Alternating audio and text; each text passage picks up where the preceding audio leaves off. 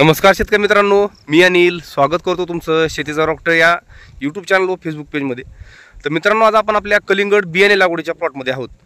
पाठीमागचे आपण दोन व्हिडिओ केले की आपल्याला कलिंगड बियाणे लागवडीमध्ये कुठल्या गोष्टीची काळजी घ्यायची आहे, बेड कशी तयार करायची आहे, लागवड कशी करायची आहे। तर आज आपण आपल्या प्लॉटला 24 दिवस पूर्ण झाल्यानंतर या 24 दिवसामध्ये पिकाची वाढ कशी झाली आणि बियाणे लागवडीचा आपल्याला नेमका काय फायदा झाला आणि जे की आपण झिगझॅग लागवड केलेली होती त्याच्या मागचा आपला काय बेनिफिट झाला या संदर्भात सविस्तर माहिती आजच्या व्हिडिओमध्ये घेणार आहोत। तर काय केलं आपण 8 दिवसानंतर म्हणजे बियाणे लागवड झाल्यानंतर 8 दिवसांनी एक आपण व्हिडिओ केलता, तुम्ही स्क्रीनवर तो व्हिडिओ पाहताय। एक समान आपली उगवण झाली ते मित्रांनो, कुठंच आपलं पाठीमागं पुढे राहिलं नव्हतं। एक जवळपास 90-95% आपली उगवण व्यवस्थितरित्या झालेली होती आणि त्या हिशोबानेच आपण गणित धरले चाललेलो होतो। कारण काय असतं, 5-10% जरी उगवण नाही झाली तर ते तुटाळ लावण्याची परत वेळ यायला नको, म्हणून आपण झिगझॅग लागवडीचं नियोजन केलेलं होतं। बी लागवडीमध्ये मित्रांनो काय राहतं की पिकाची जी ताकद राहते मित्रांनो, नॅचरली मुळी जमिनीमध्ये व्यवस्थितरित्या पसरल्यामुळे पिकामध्ये खूप जास्त प्रमाणात ताकद राहते आणि पाहिजे असं पीक खूप जोमानं वाढायला चालू करतं। हेच नर्सरी लागवडीमध्ये कसं असतं, म्हणजे जे आपण रोपा तयार करतो त्या रोपामध्ये काय होतं, कोकोपीटची गुणवत्ता जर नसेल तर ते रोगमट कोकोपीटमधलं जे अन्नद्रव्य आहे थोडंफार मिळणार ते खाऊन रोपच रोगमट व्हायला चालू होतं आणि त्याची वाढ पाहिजे असं आपल्याला दिसून येत नाही। तर आता आपण आपल्या बियाणे लागवडीच्या 24 दिवसाच्या प्लॉटमध्ये आहोत। तर याच्यामध्ये 24 दिवसामध्ये आपल्याला किती वाढ दिसते या संदर्भात सविस्तर माहिती आजच्या व्हिडिओमध्ये आपण घेणार आहोत आणि गेल्या 24 दिवसामध्ये आपण कोणत्या कोणत्या गोष्टीचं नियोजन केलेलं आहे, कोणत्या फवारण्या केल्या या संदर्भात सविस्तर माहिती राहणार आहे। हे एक नमुना म्हणून तुम्हाला पाहायचं आहे, तुम्ही तुमच्या हिशोबानं तुमच्या जमिनीच्या प्रकारानुसार, तुमच्या वातावरणानुसार आणि तुमच्या नियोजनानुसार तुम्ही करू शकता। सेम पाहिजे असंच करायला पाहिजे असं काही नाही, फक्त एक नमुना म्हणून तुम्ही हा व्हिडिओ पहा आणि त्याच्यानुसार तुमचं प्लॉटचं नियोजन तुम्ही करू शकताय। तर तुम्ही बघू शकताय आज आपल्या प्लॉटला 24 दिवस बियाणे लागवड करून पूर्ण झालेले आहेत। आता रोप लागवड जर करायला तुम्ही गेले तर ह्याच्यापेक्षा खूप लहान रोप असतात मित्रांनो, स्क्रीनवर तुम्ही पाहताय 24-25 दिवसाच्या रोपांचं ते वय असतं। आपलं बियाणे लागवड असल्यामुळं त्याची टॉपची व्यवस्थितरित्या उगवण झालेली। आपली चूक एक झाली मित्रांनो, स्प्रे करण्यामध्ये थोडासा 2 दिवस लेट झाला, त्यामुळे हे बघू शकताय पानावर तुम्ही, हे जे डाळीचे पान आहेत ह्याच्यावर नागाळीचा अटॅक झाला। तुम्ही ही चूक तुमच्या प्लॉटमध्ये होऊ देऊ नका, कारण काय झालं, जरा थोडेसे घरगुती प्रॉब्लेम असल्यामुळं आपल्याला स्प्रे करणं थोडंसं लेट झालं। ह्या डाळीचं महत्त्व काय असतं मित्रांनो, आपण एक व्हिडिओ केला होता, आपलं जे कारल्या लागवडीचा प्लॉट होता ना, त्या कारल्या लागवडीच्या प्लॉटमध्ये आपण एक व्हिडिओ केला होता की डाळीचं काय महत्त्व असतं। त्या डाळीचं महत्त्व काय असतं मित्रांनो, ज्यावेळेस बियाणं उगवून येतं त्यावेळेस ह्या दोन्ही दलामधलं जे काही अन्न आहे ना स्टोअर झालेलं, हे अन्न पूर्ण शेंड्याला आणि झाडांना मिळायला चालू करत असतं। जोपर्यंत त्याला व्यवस्थितरित्या चांगली मुळी फुटत नाही तोपर्यंत कुठलंही पीक त्या डाळीमधलंच अन्न घ्यायला चालू करतं। फक्त आपली गलती तर एक झाली, आपल्याला स्प्रे करण्यामध्ये थोडासा उशीर झाला, त्याच्यामुळं नागाळीचा अटॅक वाढला। परत आपण स्प्रे घेतला पण ते अन्नाचं जे काही ह्याच्यातलं प्रमाण होतं ते डॅमेज झालं आणि अन्न पुरवठा व्यवस्थित नाही झाल्यामुळे थोडीशी वाढ आपल्याला नॉर्मल कमी जाणवते। हे चूक तुम्ही तुमच्या प्लॉटमध्ये होऊ देऊ नका।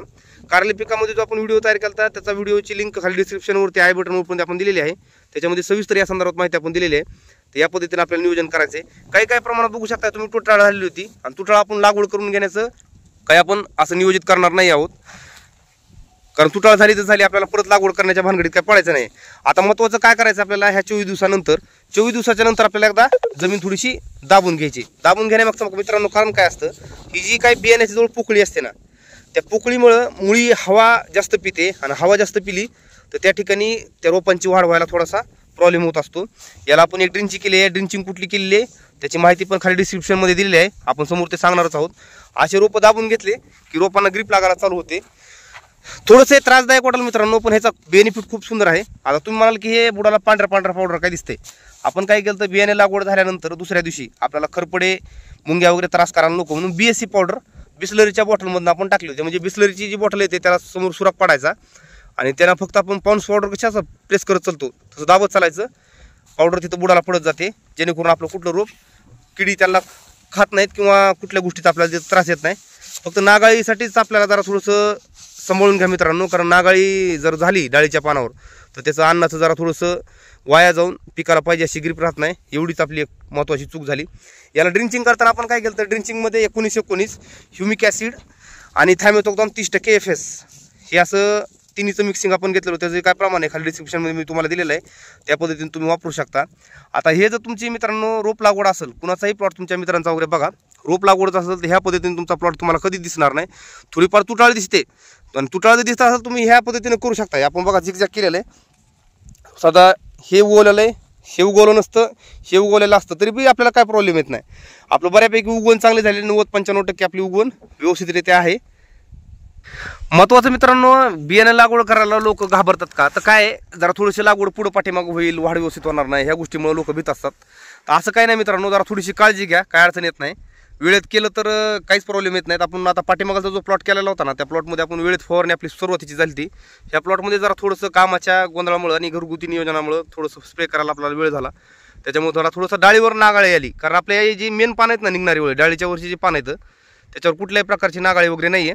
फक्त खालच्या डाळीच्या पानावरच जरा थोडंसं नागाळीचा अटॅक झालेला आहे. जेणेकरून त्याचं एक आपल्याला एक असं म्हणता येईल की त्याचं नुकसान एक आपल्याला असं झालं की जे डाळीतलं अन्न आहे ते त्या शेंड्याला पाहिजे एवढं मिळालं नाही. आपल्या अपेक्षेप्रमाणे तरी पण वाढ नाही मित्रांनो. तुम्ही आता जो व्हिडिओ पाहिला ना सगळं संपूर्ण, तो वाढ तुम्हाला बऱ्यापैकी वाढत असेल, पण माझ्या अपेक्षेनुसार ती सुद्धा वाढ कमीच आहे. कारण काय, डाळ जर आपली डिस्टर्ब झाली नसती तर वाढ आपली अजून सुंदर असती. तर जे काही नियोजन आहे खाली डिस्क्रिप्शनमध्ये मी तुम्हाला दिलेलं आहे, त्या पद्धतीने तुम्ही नमुना म्हणून वापरू शकता. गरजेनुसार त्यामध्ये तुम्ही बदल करा, काळजी घ्या, खर्च कमी करा. कारण काय, कलिंगडचे दर जे आहेत ते स्टेबल राहण्याची गॅरंटी नसते, कमी जास्त दर होत चालत असतात. होता होईल तेवढा खर्च कमी करणं आपल्याला खूप गरजेचं आहे. आता आपण आपल्या प्लॉटमध्ये रोपामध्ये जवळपास आतापर्यंत 18,000 रुपये वाचवलेले आहेत. म्हणजे हे जर रोपं लागवड आपण केली असती तर 27-28,000 रुपये आपल्या रोपाला गेले असते.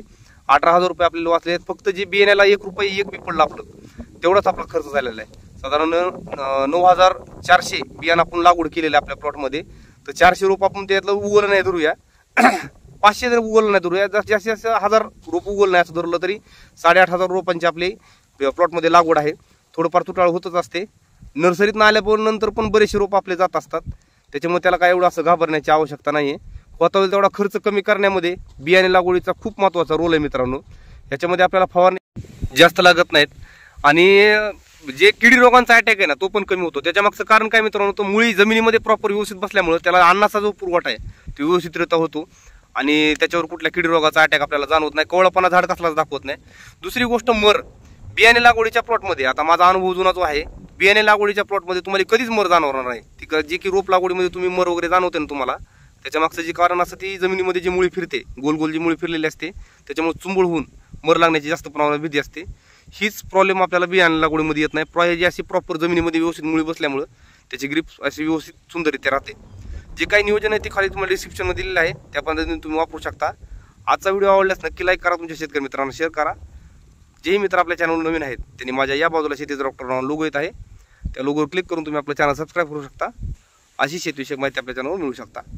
धन्यवाद.